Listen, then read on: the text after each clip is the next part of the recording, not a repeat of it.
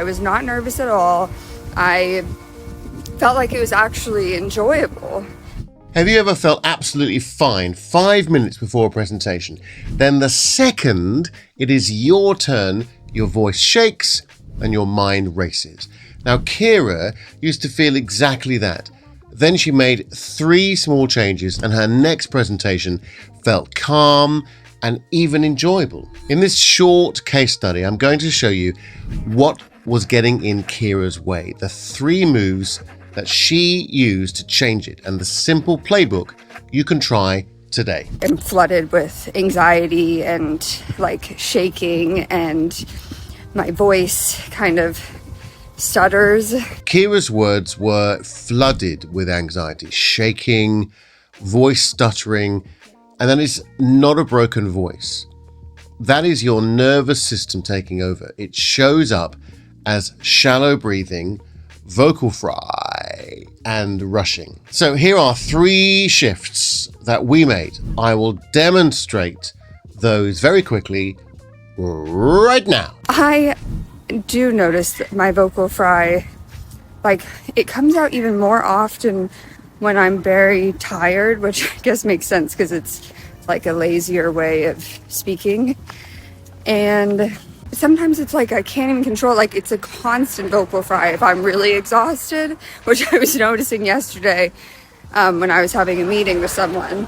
And it's like I try to drink water, but it's like my voice just becomes raspy. Number 1 is a reset. This is a silent breath in through the nose, a 2-second pause, then the first line is a touch slower. Tiny pause and system reset. Let me show you how that works. So we're going to take a breath in through the nose. Now we're going to do it silently, which means that we're opening the larynx here, and there's a lot more to explain here, but let's just think about breathing in through the nose and do it as silently as you can. So instead of making this big sound, we're just going to make it a very little sound as possible, and it really opens up the chest, opens up the throat here like this. And then we're going to hold that for a couple of seconds, and then we're going to speak on that breath. We're going to use the breath as we're speaking. So the breath in and the pause gives us time to prepare the voice. Now, number 2 is the vocal fry. Now, not everyone has a vocal fry, but if you've got a constricted throat or you do use a vocal fry quite a lot, then that can come across a little bit detrimental to your message. But you know, that's a bit controversial. But anyway, what you can do is you can come out of vocal fry and you can come into what's called chest resonance. So that's really kind of encouraging more chest resonance. Let me show you how you do that. So if you make a sigh, like a breathy onset, the beginning of the sound, very breathy like this, all the way down.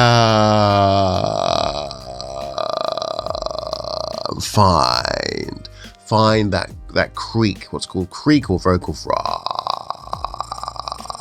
and then try to come out of that fry once you're down there by engaging the abdominal muscles into more of a chest. Now you can put your hand on your chest here to feel that. So I'm going to go from a fry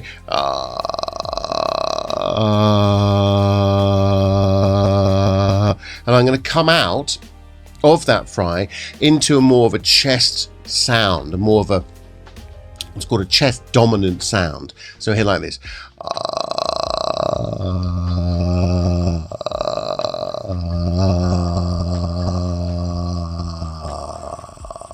Try speaking in your chest sound. Number 3 is using acceptance and commitment therapy, or ACT, to be in the present moment, to create more psychological flexibility. And one of the exercises that we do is a present moment exercise. It's actually a breathing exercise, and you might have heard it before. It's called box breathing. You think about taking a breath in for 4 and then holding it for 4 and then breathing out for 4 and then holding it again for 4. So let's do that together. So we're going to take a breath in through the nose if you want for 4, hold it for 4, and then we're going to let it out for 4. Then hold it for 4, and then whole thing. Do that 4 times before you speak. Take a breath. So breathe in for 4, hold for 4 and then out for 4, and then deliver that line aimed at the message and not the fear. And he said that no other student in the past 10 years has ever decided to give a presentation in that type of case style format.